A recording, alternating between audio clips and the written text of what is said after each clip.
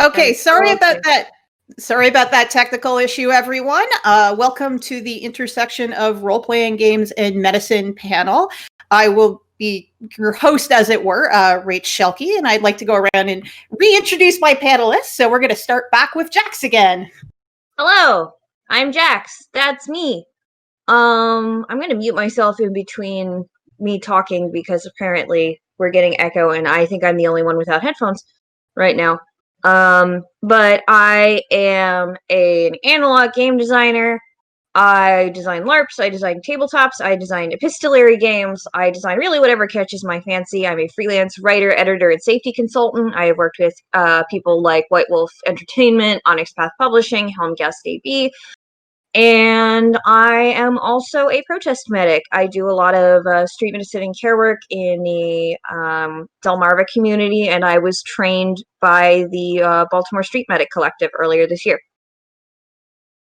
Just going to go around, my screen. We'll go next to Jen. Hi, I'm Jen J. Dixon. My pronouns are them, they, by the way.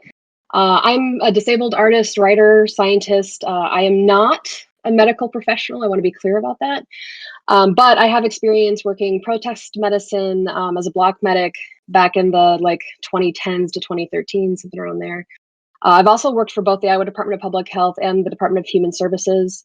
And I study ethnobotany. I'm a botanist and systematist, and have also studied herbal medicine. And the other thing is I have navigated the American healthcare system with both an invisible illness and disability, and I've also cared for a terminal loved one. So connected, but not a professional. I should also point out I am not a professional. My degree is in international relations with a specialty in Soviet politics, which does not make me a medical professional. Both Jen and I are street medics, so we are very clear that we are not certified medical professionals. Yep. Going next to Sidney. G'day. My name is Sidney Icarus. My pronouns are they, them. I'm an RPG analyst and descriptivist. In the medical side, I'm a registered paramedic in Australia and have just stepped away from my work on ambulances to pursue a new role in private practice, which starts in 2 days, which will be very exciting. Congratulations. Yeah. Thank you, y'all. This is now the me validation hour. On the game side, I wrote Writer's Last Rites, which is an Australian freeform LARP, which is about palliative decision making. In the context of mechs, and a 5e OGL open game license product called Die Bet Once, which James Hayek, who writes Wizards of the Coast, called a great look at death in D&D. So Nice. I also want to be very clear, as I am a registered paramedic, that the things that I say don't reflect the organizations for which I work, and nothing I say today should be taken as medical advice. And finally, I'm Rach Shelkey. My pronouns are she, her. I'm going to be guiding our topics today. I'm the co-host of the podcast Plus One Forward, and sometimes I write RPG content for games like The Sprawl and Golden Sky Stories. I'm also in my day job a registered pharmacy technician in Ontario, Canada, where I work with Toronto General Hospital in multi-organ transplant, and then also sometimes at St. Michael's Hospital in their inpatient pharmacy, which is our downtown trauma center. My specialty, I would argue, is in transplant. And again, anything I say... Transplant. Sorry? Said multi-organ transplant. Woof. Well, we have done multi-organ transplants, but it just means we're not just specifically kidney. We do everyone.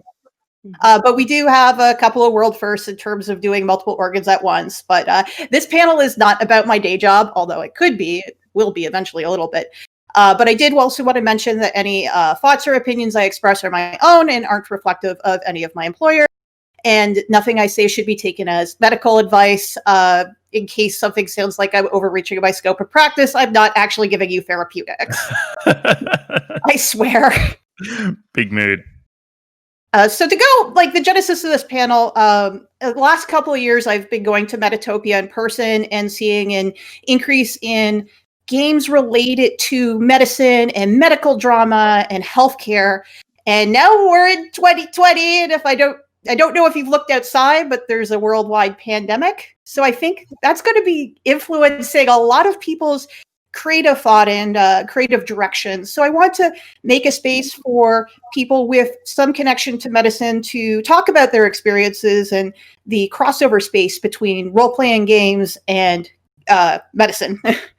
Our focus is going to be RPGs because that's, I think, where most of our background is in.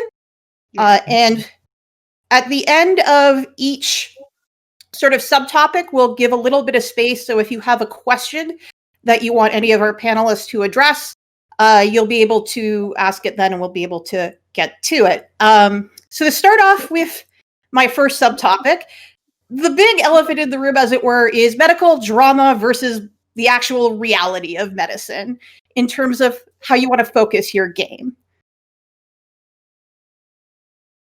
To start us off, I think it's interesting because medical drama is, I would argue, like it's a legit genre to go write a game about, but it doesn't necessarily reflect medical reality to an extent.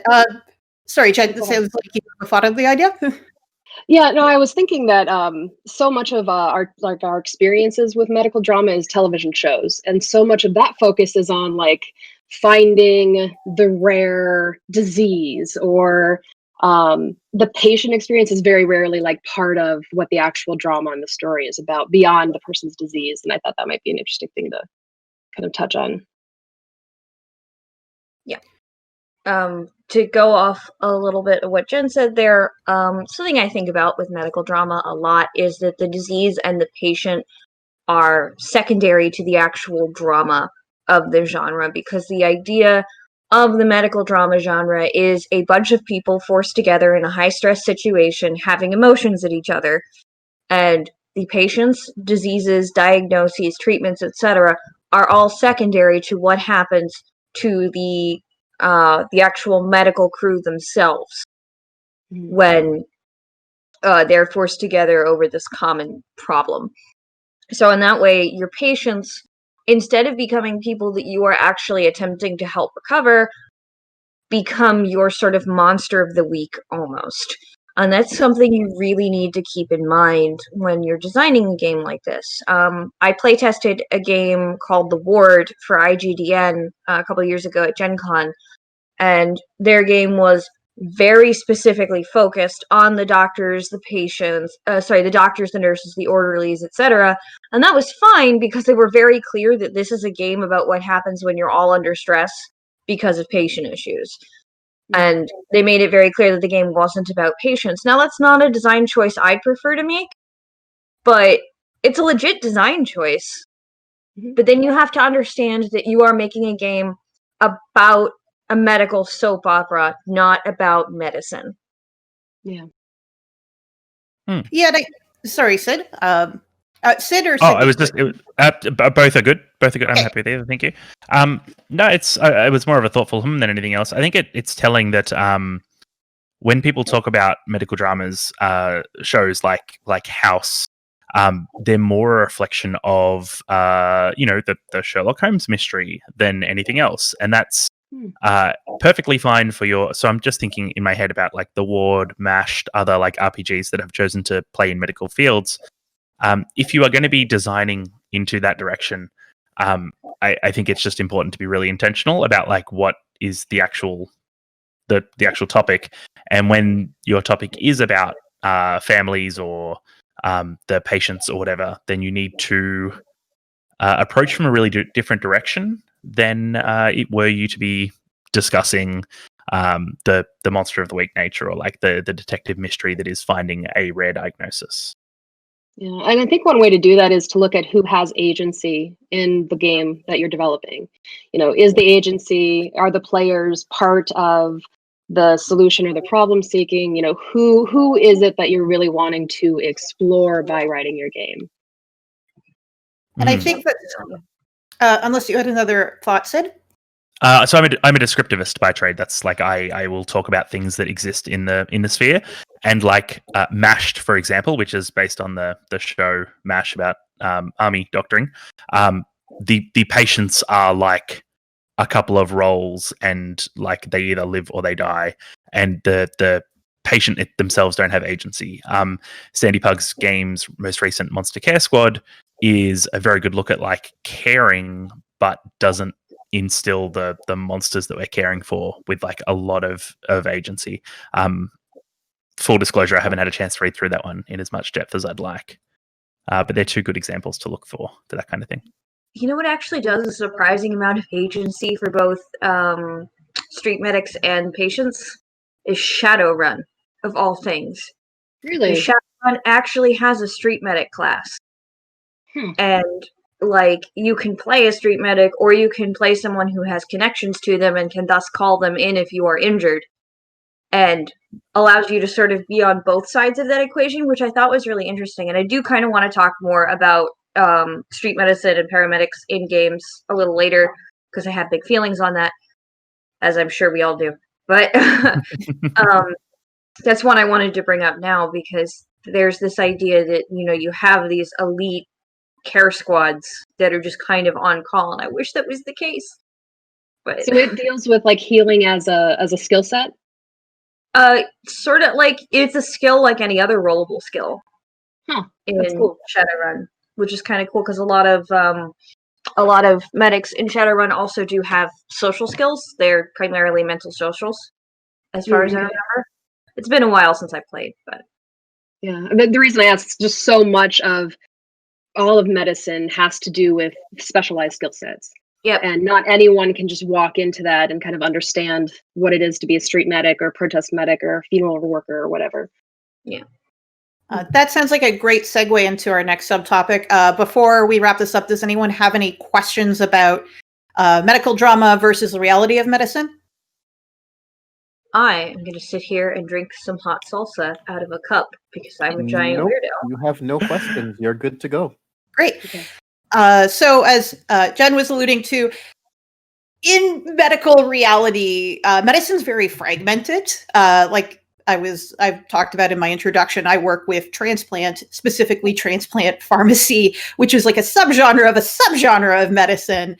And I think a lot of people's experiences working in healthcare are focused on like these very, again, lack of any better term, focused specialties. And thinking about writing role-playing games where you're not necessarily focused on emergency medicine, which is, I think, with medical drama, what people often think of. And Jen, I think you had written this topic in our notes. I think I did. Me? I wanted to know if you had any further ideas on this topic. Well, I do, but I am, for some reason, like stymied mentally for a moment. I think that when we talk about medicine, people immediately go to the doctors. And you're right. Like when we think about drama in medicine, we think about the ER because that's where things are fast paced and there's immediate repercussions, there's immediate needs. And so it's easy to grasp onto that as a design concept. But there are amazing and interesting stories to be told in things like nursing home care. You know, there's stories to be told, especially with the pandemic right now. Like, at least in the US, we don't see doctors and nurses talking really openly about what they're going through, because that's just it's viewed as a political thing here, not a health thing. And so there's just so many areas that we can tell interesting stories and talk about interesting stories, that they don't all have to be about death and violence and injury. It can be about connections that are made, you know, in birthing wards, or it can be at spiritual gatherings where you have first aid people who are trying to figure out stuff. It's not just what is fast and immediate that we need to discuss. Well, I think this is interesting because it reminded me that I believe in Ontario, spiritual workers within a hospital are registered healthcare professionals. That's a recent change. You need to go get a license in order to work in a hospital.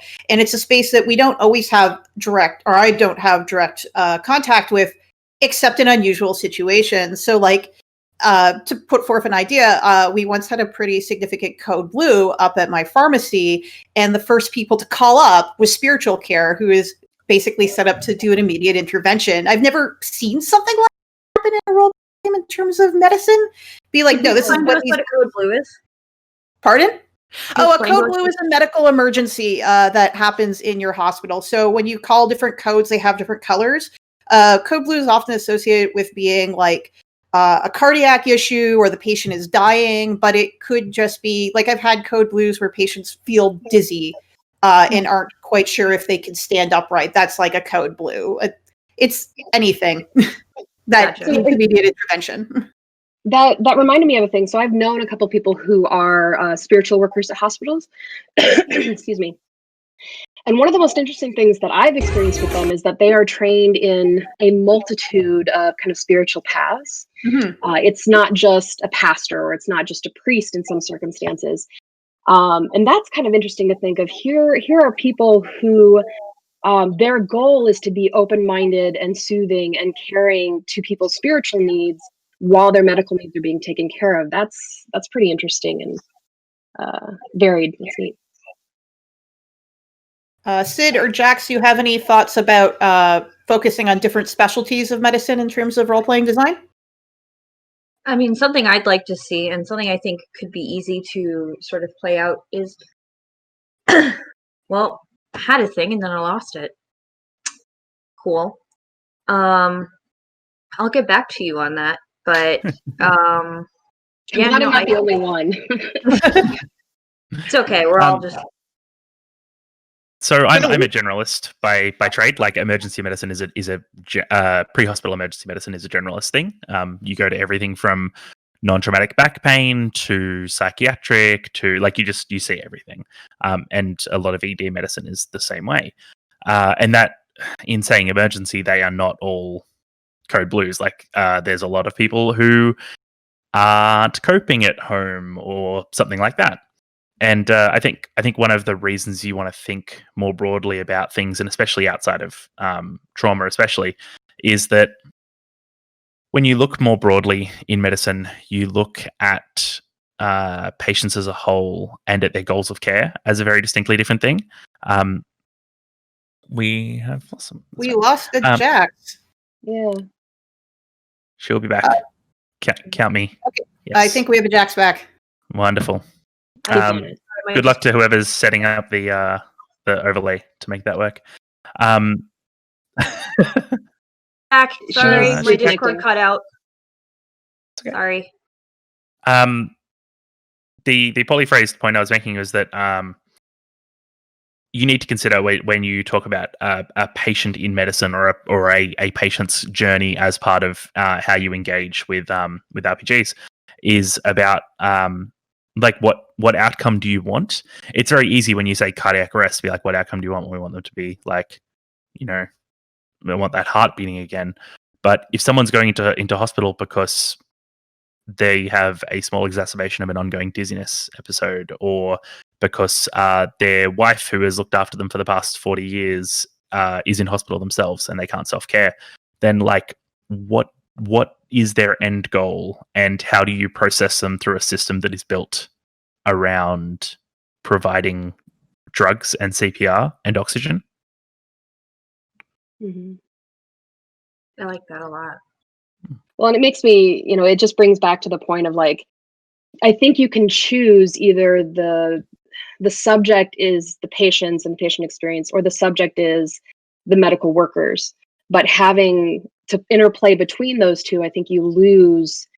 I think you lose the ability to really kind of understand the focus, and you can kind of deprioritize the patient as a person, and that's a thing that I hate seeing. As someone who's disabled, like making my story just about my disability is shitty. So if you're going to involve me as a patient in your storytelling, make sure it's more than just about my diagnosis. Yeah, I love that. Sid sparked something I wanted to talk about, which I think came back to me. So a book came out this year. You can get it for free online if you Google Riot Medicine. It is by Hakan Geiger, who is a gender-neutral British block medic. And it is 400, I think it's something like 400, 500 pages on how to do street medicine. And they're very clear that this is not like substitute for a training. You should also go get trained in person because your muscle memory is one of your most important things. But the book doesn't just talk about here's how you apply a tourniquet, here's how you apply a splint, here's how you talk to people about if maybe they forgot their medications. Because that is something that can happen at a protest, and some medics carry generics of medications, some don't, both for a lot of very good reasons. Stuff like Tylenol. I see Rachel making a face, and like stuff like Tylenol. I'm making faces on the inside, and It's complicated, and it gets more complicated as you leave the U.S. I'm just and it's a liability issue, and I get that. Which is why I don't carry painkillers when I'm out at a protest. I know some registered nurses who I've worked with will carry painkillers, and you know what? Power to them. They're a medical professional. I'm not. Mm-hmm. But something that both Hakan and the Baltimore Street Medic Collective taught me is always, always, always ask the patient before you do anything to them. And that is something that we as non-medical professionals have to keep in mind, because if we treat someone without their consent, even if we treat them well, they can still sue us for it. Right? So then it becomes this whole thing. If you're focusing more on street medicine in games, the idea that you need to be there for the person, the idea that you need to both present as a friend and a medical provider, like not a professional, but somebody who can, put a splint or a tourniquet or an ice pack or whatever. You need to be able to be both an authority and a peer to this person. And it is this really delicate balancing act. And a lot of times you don't even have to treat things at stuff at protests, but parents with kids will be like, oh, you're a safe person. Can you take care of my kids for 5 minutes while I go do something? And most of the time I'm like, yeah, sure, I'll watch your kids for 5 minutes. But then that also ties me down if there's an emergency, right? So then you have to be able to keep an eye on what's going on around you. You need to be able to keep an eye on what could be going on around you. Like, how many cops are there? What's the mood of the protest, et cetera, et cetera. And I think that would be a really interesting thing to explore in a game, because most of what you're doing as a street medic is observation. So back when I was doing medic support for protests, I have anxiety, pretty severe social anxiety. And one of the ways that I deal with things is like preparedness, like planning. And I wrote a little game that's cards. That's basically, you have a backpack with X amount of size, and you can add in cards up to your backpack is full of things that are useful in medic situations. And then there was a deck of cards that was like, here's the situation, a sprained ankle or tear gas or whatever. And then it's like, did I prepare my backpack so that I'm ready for that situation? And it was a way of not dealing with the individual, not dealing with the overall topic of medicine, but it's more of the concept of just preparing is this whole other process, and having what you need is this whole other process to think about. It's a bit of a segue, but so that's the thing. Well, the two things I'm reminded of, someone who is a licensed professional who has a code of ethics, because that's what I've been reminded of in this conversation, is so two facets of that. One, in terms of navigating codes of ethics, at least in pharmacy in Ontario, rule of thumb that gets brought up a lot is the idea of always center the patient in terms of your strategy and your plan of care. Because if you don't center the best outcomes for the patient, there is always a risk that you might get pulled astray. This is more difficult in certain situations than you would think it would be. And it's an active ongoing challenge, because I think it's the instinct of humanity to be like, well, how can I make this easier without considering, well, oftentimes the hard, tedious way is the safest, most ethical way to deal with a situation. And the other side of this is patient autonomy, which is the fancy way of saying get consent and accept consent. Again, examples from pharmacy. Example they love bringing up in school is you get an elderly patient, her daughter tells you, don't tell my mom what the side effects are of this medication, otherwise she won't take it. You have to tell them the side effects of the medication and respect the choice the patient makes.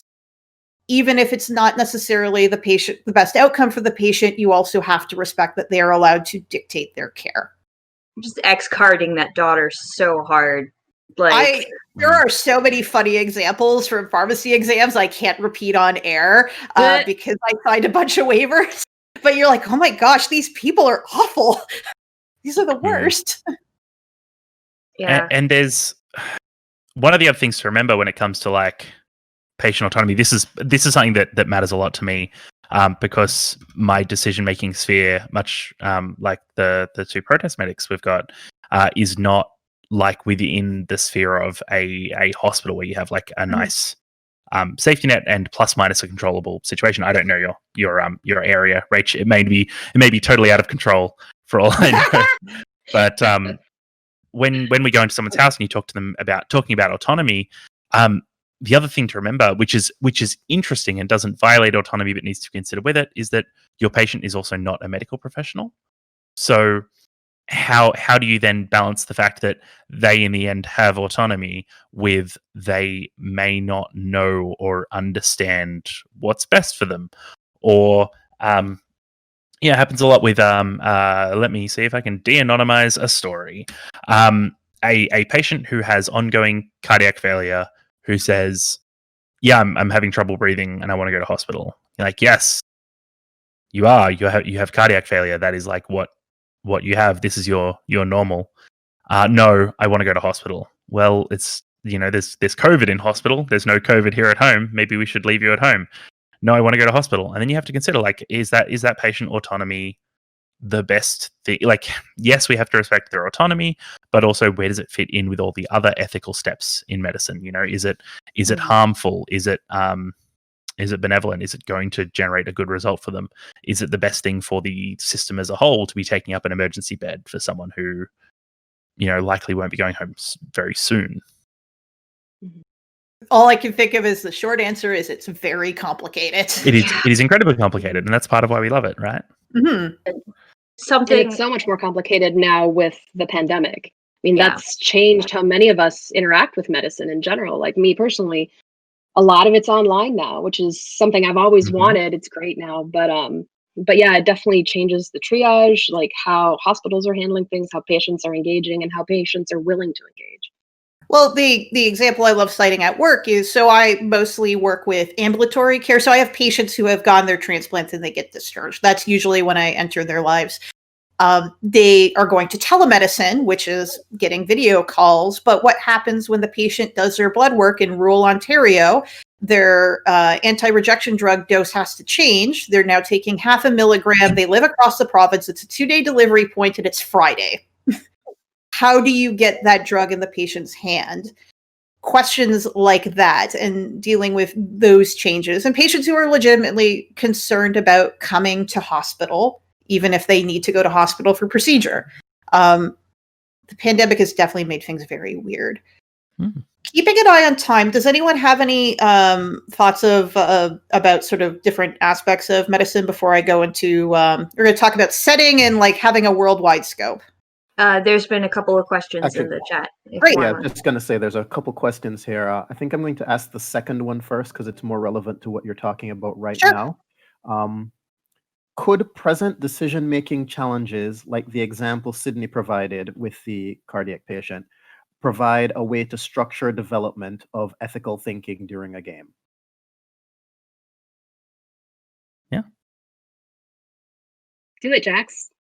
Yeah. I always raise my hand whenever we have questions like this. So here's the thing. You can want players to develop ethical thinking all you want during a game. That's a great thing to want. You can design your game and be like, yeah, this is going to teach my players to think ethically about things. And sometimes all players are going to pick up is how to do things strategically. That's not a fail state. And I've seen a bunch of very well-meaning, very established game designers be like, my game is structured to produce empathy, or my game is structured to produce care for this other group. And a lot of times it doesn't, because once the game is out of your hands, it is your players who are taking that into their own hands. And I've seen this fail so hard with a lot of LARPs who are like, this is a social justice LARP, and then people leave and are just cruel to each other during game because the idea of, oh, this is a social justice LARP presents, oh, we are doing a social justice LARP, therefore we are socially just. And then once you leave the game space, you don't have to do that anymore. It's okay if you structure a game for ethical thinking and all it does is produce strategy. If you say, playing this game makes you ethical, that's a problem. And sorry, this is just something that comes up in a lot of game design panels I've been on, and it's something I rant about a lot, and I'm sorry. But yes, I think it is possible to actually build sort of a muscle memory for ethical thinking. Like if that is the win state of your game, and by being strategic in the game, you are building towards something like a code of conduct that Sid or Rach has to follow, then yes, you can actually start building in muscle memory, but saying this is a game of ethical decision making. It's complicated. I've got a lot of thoughts on this, and here's my quick go through. Medical ethics are hard. One, the cross section between medical ethics, morals, and legality is also a weird space. And I mean, and this isn't me wanting to be a jerk, but I don't expect someone from off the street to be exposed to medical ethics for up to 4 hours and walk away knowing what the hell they're doing, because even I cannot make all the decisions. I have, like, to sort of talk about personal experiences here, I have been on call at a trauma center on a Sunday afternoon and had to sit around waiting for the medical ethics board to decide if we could legally kill someone who had an aneurysm and was brain dead, because I had to dispense the medication for organ harvesting. Like, that is not a life experience that I think you can get from playing a game.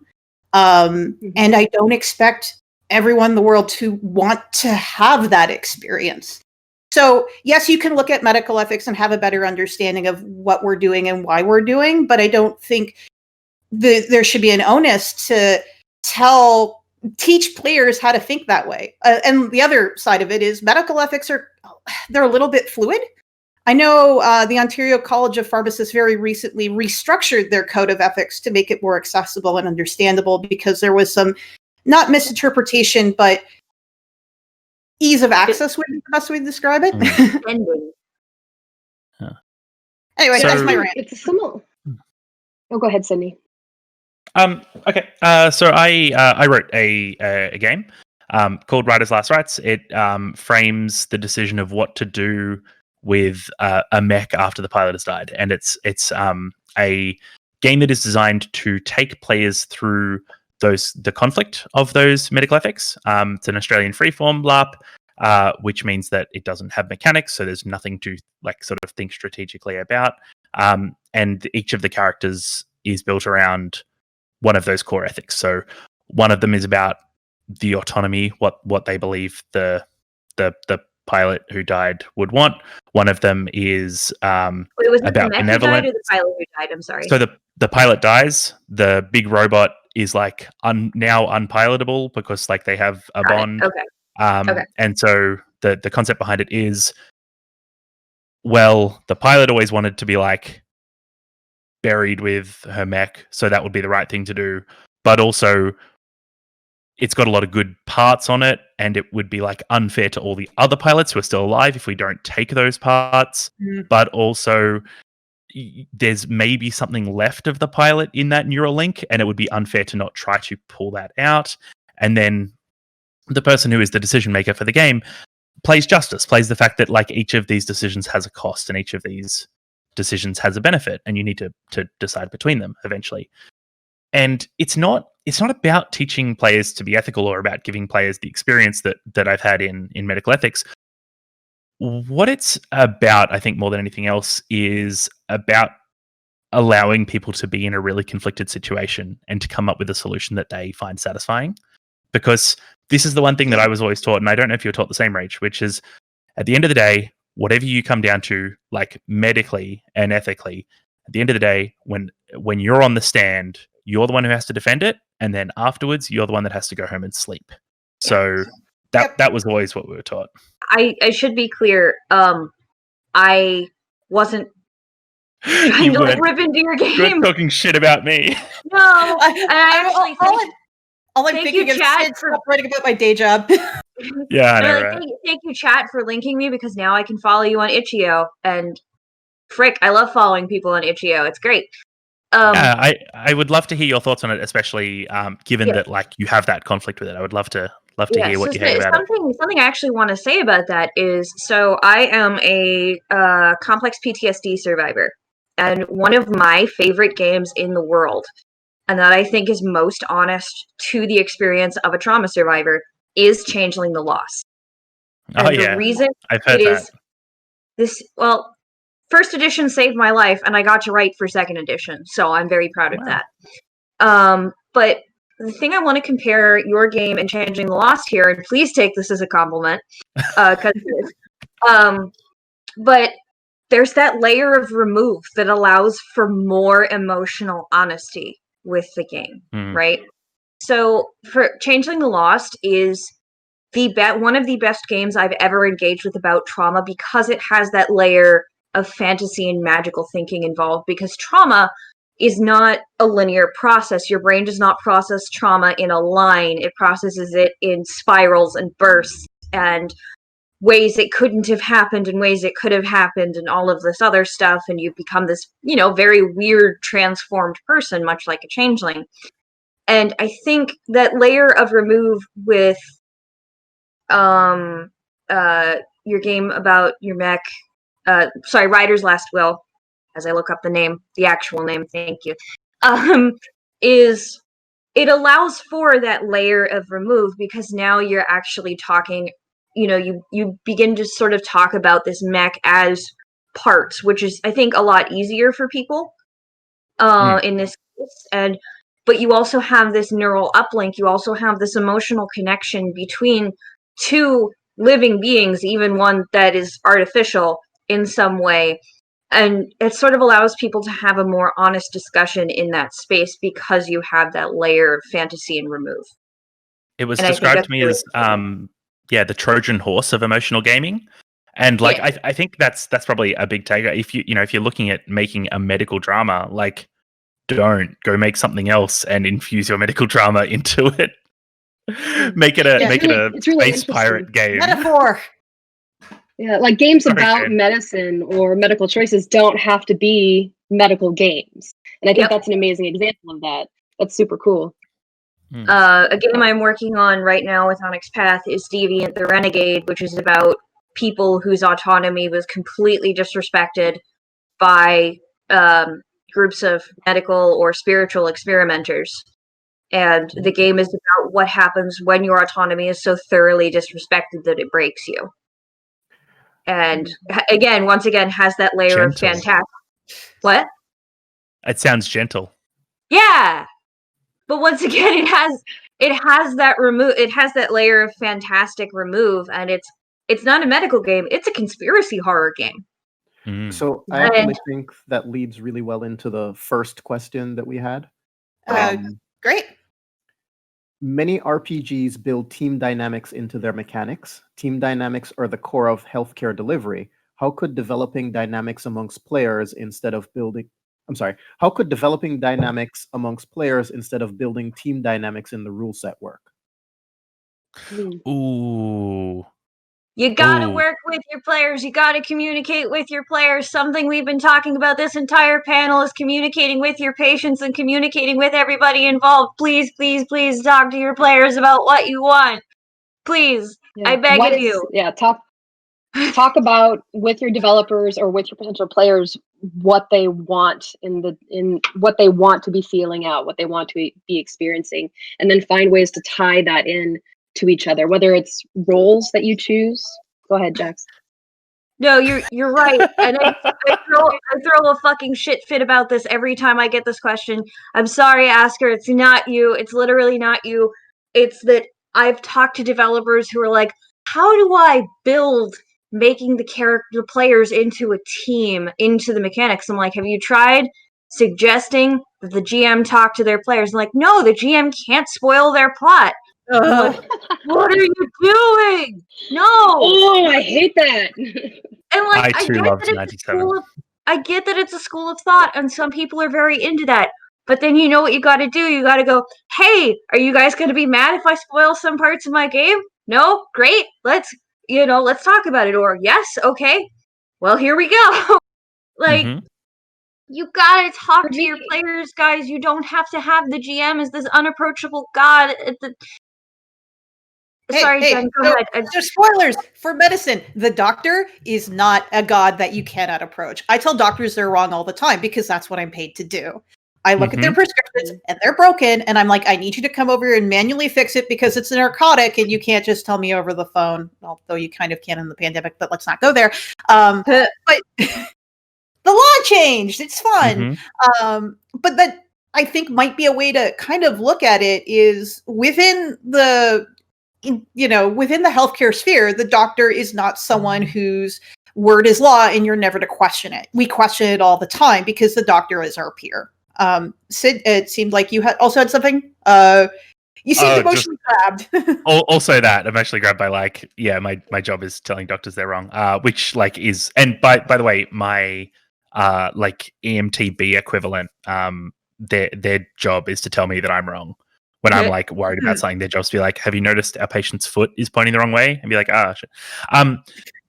Yeah, look, if you want to talk about building team things, Jack's talked before about how Shadowrun uses a heal skill. Look at what your healing skill looks like and what that mechanic represents, and then look at how your aid or teamwork skill works, and then sort of ask yourself what is that about? What does it really mean to PBTA? Is a really good example of it because they abstract a lot of their mechanics. And so if you're in what does the angel look like in Apocalypse World, and how does aiding them look, and what does that mean as a team sport?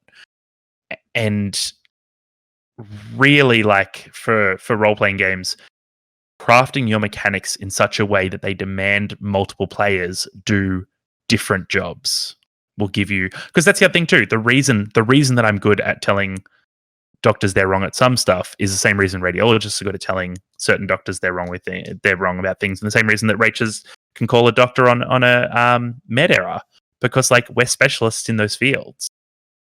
And if you have your players be specialists in their field, or their characters be specialists in their fields, and then give them opportunities to act in those fields towards a common goal. When I'm talking with, go ahead. I was going to say, what encourage communication between players to kind of talk about and strategize what they want to do and how to leverage each other's skill sets. That actually might be the strongest thing you take away from this panel is, hey, that's okay. That's what we professionally do all the time. Yep. Thinking strategically is also thinking ethically, right, Jax? Yeah, exactly. Sorry, Jen. I stepped on you again. That's all right. That's okay. When I'm thinking and talking to game designers about this team dynamic type issue, the easiest way I think in kind of looking at it is thinking of it as puzzle pieces. Each of your player, groups or classes or whatever you want to be developing has what they're good at specifically, but then you also want to think about how specifically can this person or this type of player interact with this other type of player. And if you can build in those types of connections, like putting together a puzzle, then you can kind of help push people towards that, so that it's easier for the GM to talk to them about teamwork. Mm-hmm. Yeah. So something I learned from my local social group, and I'm going to reference D&D here, and I'm sorry. My local social group plays D&D as basically a tactical team exercise, right? You build your party, and each of them has a different specialization, and each of them bolsters each other's specialization. And I think that's a really cool way of playing it, because you get to have your characters, but you also get to have this group that is working together. And something that I think we as gamers forget a lot is we don't have to be the hero. We can do good, and that's awesome, but we don't have to burn ourselves out either in game or out of game trying to do a good thing, right? You can say, hey, I'm tired, can you handle this thing? Or, hey, I'm not sure about this thing, can you handle this thing? And a lot of us are either stuck in cycles of rejection sensitive dysphoria, or, you know, fear of looking stupid, or even just pride. Just like, I don't want to ask someone because if I ask someone, then I look stupid and I look useless. And it's, I mean, shit, I'm part of, I can swear on this channel, right? Yes. Okay. Shit, I'm part of the IWW, the International Workers of the World, and our whole thing is one big union, right? And as Jen knows, and I know, medics always travel in teams, because if you have one medic and that one medic goes down, or that one medic is busy, now something else might happen. And like, something I would love for gaming culture as a whole to have is more of a buddy system, more of like a, hey, we'll work together on these things. You know, your specialty is this, my specialty is that, I'm good at this, you're good at that, whatever. And being able to sort of like allow people to move through those spaces, but like, I can't have a culture shift in a year as much as I wish I could. So, but no, I think you made a really good point, Jen, which is sort of fitting character types together as puzzle pieces and causing those to work together and sort of being able to push people in that direction. My little freak out earlier is mostly about people trying to use things like that as a replacement for communication as opposed to an adjunct. Which I think what you were saying was using it as like part of it, which is awesome, and more people should do that. But a lot of people are like, I don't want to talk to my players. Here, have this rule set instead. Like, it's okay. You can talk to your players. They're your friends. Hopefully. They better be. So, Sid, when Jack said mentioned, you know, don't be the hero and don't burn yourself out, I saw you have a visceral reaction there. Yeah, I mean, there's two parts of that which are really important. One is like, sometimes it's not about being the hero. Like, I have rocked up to houses and they've been like, again, strictly de-anonymizing in my head as I try to tell the story. They've been like, you know, grandma's having a terrible time and she needs to go to hospital, and you look at them, you're like, like, I'm sorry to tell you, this is like the diagnosing dying needle starts going off in your head. And you're like, yeah, probably best she stays here with you, and we're gonna, you know, help you to comfort her and get in touch with our PAL care team and stuff like that, which Jen, you'd have a lot of experience with. And that sort of stuff is you know, quote, being more the hero. I once walked into a house. Sorry? No, I consider that awesome. I don't consider that being the hero, because you're not like being an action hero in that sequence. And that's it, right? Like, I've walked into a house and you know, one family member is screaming to, like, you know, do CPR, and the other family member is trying to quickly show you their advanced care directive with the not for resuscitation tag on it as you run through the door. And every action movie in the world tells you, like, you should be on that chest and like shocking at 200 joules and like running adrenaline vials into the knee and stuff like that. But the most heroic thing to do there is to be like, yes, we acknowledge that like death is a part of human condition. And I think that is, I think that we are taught that curing disease is the most heroic thing that you can do, and it's not. Caring for people is the most heroic thing you can do in medicine. Yeah, it reminds me of going back to the hero thing, and something to keep in mind if you do want to explore those spaces is I find in medicine, often we end up being the heroes when we don't realize we're being the heroes. It's not a set of circumstances we would consider it to be heroic. I deal a lot with the relatives of patients who are cleaning up the patient's life after they've passed, and then having those people come in and say, yeah, my relative passed away and it was very tragic, but thank you for being there and thank you for doing all this support work. And it's not something we know of, and we're like, yeah, I'm going to wake up and everyone's going to tell me I'm doing a good job. It just kind of happens. Or more hopeful, optimistic end, getting randomly stopped in a grocery store because your patient is there and is like, oh, you know, I didn't realize you were shopping here. Thank you for everything you do. And you stand there kind of going, oh, whoa. I never want to see another one of my patients again. Once they're out of my ambulance, they're someone else's problem. I have long-standing relationships with my patients. Jax? Great. Thank you. I wound up helping out an organizer's uncle at a picnic because he wound up fainting and cracking his head. And it was basically because he hadn't drunk enough water and was sneaking alcohol during the barbecue, and yeah, he's not supposed to have it. And I didn't know that the organizer knew who I was when I was helping him out, but as I was helping him out, she's like, yeah, you're at every protest that I hold, and you've always been there when I've been struggling. And I'm like, really? She's like, yeah, it means a lot to me that you were there for this even when you didn't have your kit. And I'm like, thanks. And then I hurt my back this week, which is why my setup looks a little bit like a hostage video right now, because I'm on like 4 pillows. And I mentioned, there's a protest this Sunday, and I'm like, hey, Key, I'm really sorry I can't be there. And she's like, babe, you're at everything. You need to rest and not do cartwheels. And I'm like, oh, okay. Thanks. D is for dangers, Jax. What? It's not a marathon. It's a marathon, not a sprint. Yeah, D is for dangers. Right, Don't ever forget that, No, it's not. It's a marathon. But yeah, like having people in the community be like, you do so much, you deserve a rest, is the weirdest thing for me to hear as somebody who has only ever like had to take care of basically 2 heat injuries, and also some people being like, hey, can you watch my kids for 5 minutes?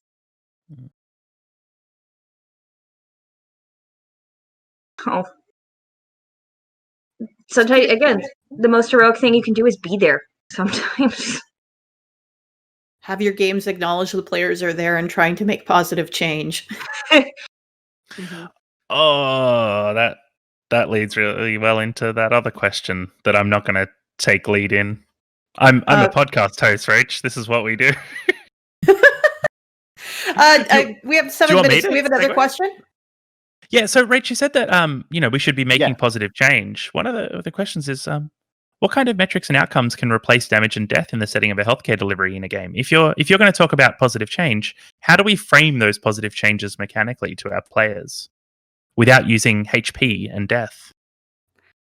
Well, like I think of because I've written for Golden Sky Stories. Golden Sky Stories doesn't have HP and death. It's got relationships, and it has part of the game is you want to have your relationships grow more intense, which you do by having positive interactions with the table, and other players reward you for that.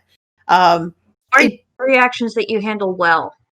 That's another one I've done. Sorry. Go ahead. It's okay. That was my whole thought, was like, maybe HP isn't the mechanic that you need. You need to think of, like, again, your relationships, your connections to people. Off the top of my head, given we have like 6 minutes, I can't think of any other specific examples. Unless I have a really good. Okay, go. A really good quick one, because this ties into something you and I spoke about, Rach, earlier, which is maybe it's the stake isn't that you die. The stake is that you need to, go and get your cyber arm implanted, and then that costs so much that you're put in debt or whatever. And that's something that the Sprawl does really well. The Shadowrun has previously done it by like, oh, you lose essence, you lose your human spirituality by taking on transplants. Rach loves that. Okay. Can I do my sidebar? Can't do it. Don't like it. For the love of God, do not do this. You dehumanize my patients. They're struggling enough as is. Don't do it. That's it. And as a disabled person who needs assistive devices, like, don't make that a fucking negative. Like, and it shouldn't be like part of what makes me interesting. My cane is not why I'm cool, Sorry. Part of Sunny Moraine, who is a scholar of genocide and disability studies, wrote a thing recently about how Cyberpunk 2077 does cyberpunk less well because of the whole you lose your soul to the machine. That's not the point of cyberpunk. No. And there have been manifestos written as far back as the 80s about how queerness and cyberpunk mesh, and how like madness and cyberpunk mesh, and cryptness and cyberpunk mesh. And there's so many freaking abled white people who are like, wouldn't it be interesting if you lost your humanity to the machine? And no, the point is that humans cause humans to lose humanity. Sorry, go ahead. No, I wanted to raise my hand because I wanted to be like, it's not about Oh, I just totally lost my train of thought. Sorry. Oh, Okay, no. keep going. I'll come back to it. Well, I think part of it, and the idea I bring up a lot when this gets batted around, is if you're not working in transplant spaces specifically, you probably don't have a good sense of how advanced we actually are right now. I mean, we've been doing arm transplants for about 20 years. Canada did their first hand transplant, I think, within the last 4 years. And since I've been working in transplant, and there is a mental health component of transplant. We have mental health professionals who work specifically with transplant, but why that is a thing is very complicated and cannot be replicated with mechanics like you lose your humanity the more you change your body. That's problematic. Yeah. Mm-hmm. So the biggest recommendation I can give people who are writing games about some aspect of medicine is talk to people in the field. Mm-hmm. Talk to whoever you can, because if you're not the professional yourself, you need to make sure that you're getting input, because you may be unaware of some of your own internal biases. You may be aware of how those things impact patients or people who are involved. So please, if you're designing a game, this works for anything, even like queerness and stuff like that, fucking talk to the people who are already doing something similar or are in those fields. I sort of want to close out for me on a concept of the young people who got COVID, came out of hospital, and are now like having cardiomyopathy and other like cardiac problems as a result of it. Their issue is not that they have less HP. Their issue is that they are now hundreds of thousands of dollars in debt, and that their life is going to be like that now that they have an ongoing like pre-existing condition. That is the reality of the human experience, and that is an okay thing to mechanize. Don't mechanize people's emotions, mechanize the circumstances. Ooh. Mhm. Yes. Ooh, that is that's a something. bumper sticker. Yeah. I like I that. think that's something Chronicles of Darkness actually does really well, because we recently replaced derangements, which I don't like, with conditions, which I do like, because they are things that could be symptoms, like, for example, spooked or obsessive. And they are things that are happening to you because of something. They are not part of your mental cognitive schemata forever. And I'm sure we could talk about mechanizing mental illness a whole bunch, but it basically boils down to don't do it unless you do it very carefully. So don't do it. Unless you're very, very careful. I'm not a never say never person. Find a if you're going to do it, there's going to be good ways and better ways and hard ways. Like for Fair. example, I really intentional. like that Chronicles of Darkness doesn't do traumatized as a condition, because wow, there's way too fucking much to talk about there. Mm-hmm. But it does things like spooked or immobilized, which you can be immobilized by, being tied up, or you can be immobilized because your emotions are doing a thing, or for any other reason. And you can combine them to make like, yes, this person is having a trauma flashback, but it's not, the rules aren't, this is a trauma flashback. So just keeping an eye on time, I think we should close out. And thank you, everyone, for coming on this panel today. I'm going to just go around my circle on my Discord screen. Jax, if people are looking for more of your work online, where can they find it? Hello, you can find me at my Linktree, which is Linktree/Rufflejacks. You can also find me at JacquelineBryk.design. You can find all of my links at either of them, but you can also find me on Drive-Thru-RPG. You can find me on Itch.io. I have a Patreon, which is linked at both my Linktree and my site, which I'm going to put in the chat for you guys, so don't worry about that. I'm very active on Twitter. I'm very, very political on Twitter because my day job is in state politics. And those are all my opinions, not the opinions of the state of Delaware, as I have to say that. But yeah, so please come find me. I'm very chatty. Jen, if Also, people are looking... people looking for more of your work? Sorry, I'll go again. Sorry. Go ahead. So, Jen, if people are looking for more of your work online, where can they find it? Well, I have severe social anxiety and I'm not very active in social media. I do have a Twitter. It's Jen J. Dixon. I may or may not become more active in that. And my art is on Botanical Voyeur on Instagram, so you can check that out there. Otherwise, I don't exist in a social space. Do not observe me. Right. Sidney, if people are looking to find more of your work, where can they find you?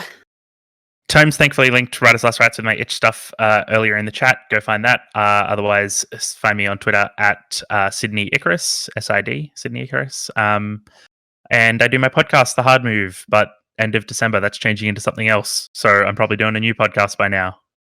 Ooh, exciting. You can find me on your whatever podcast app you're using. Look for +1 Forward or the podcast powered by the Apocalypse. And you can find me on Twitter at TEDDog, which is TEDDOG. Sometimes I post gaming stuff. Sometimes I post frustrated medical stuff. So you'll get each. And I wanted to state that later this weekend, Rach and I will be doing a panel about heartwarming gaming during the pandemic. Yay. And Rach and I have been doing variants of this panel for, I think this will be our 3rd year now. It is our 3rd year. Yay. So please come hang out with us. It's a good time. We talk about how hot Jason Pitt is as a tradition. So We are the most Big unusual mood. and yet heartwarming panelists. it's true. Sometimes we talk about kissing. Sometimes we talk about cute animals. It's a good time. Sometimes we talk about slow TV. I think that's it for us. Thank you. Thank you all.